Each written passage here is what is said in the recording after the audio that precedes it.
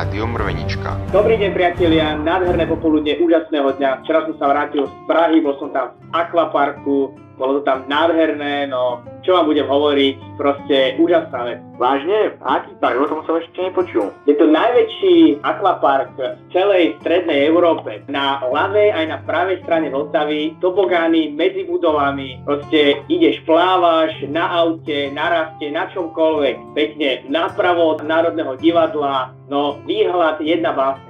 Proste raj na zemi. Vyzerá to tak, že Pittsburgh a Los Angeles dostanú debakel. A keď už si pri tom, myslím, že je čas dať si poobedňajšie správy. Začíname správou zo sveta športu. Slovenskí hráči kriketu sa na majstrovstvách sveta v Bangladeši umiestnili na výbornom 12. mieste a kvalifikovali sa tak na budúcoročné majstrovstvá sveta, ktoré sa budú konať v Mošon Maďarvári. V Prešove spadol strom na kamión a zabil 3 kačky sediace na sedadle spolujazdca.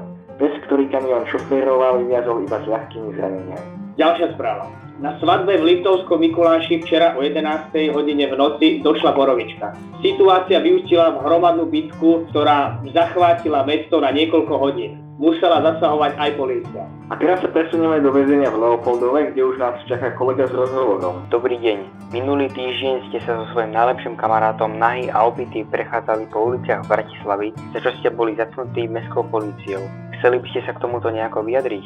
Tak určite tie pocity boli nádherné, veľmi krásne a nesmierne šťastie, že sa nám to podarilo a sú to krásne emócie a určite za vstupom času je to, keď sa človek pozrie späť, tak stále také, že máte zimomriavky a to krásne spomienky.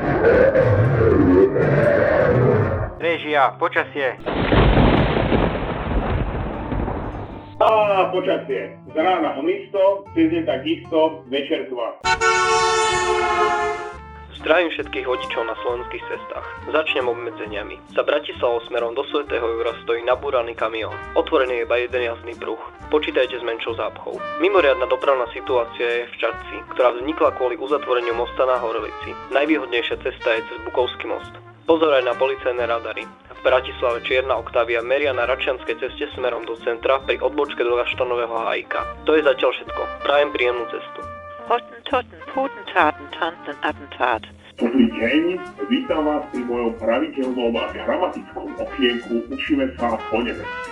Dnešné slovíčko bude Das Schweinsteiger, čo je v preklade bravčový stúpač. Prosím, opakujeme Das Schweinsteiger, bravčový stúpač.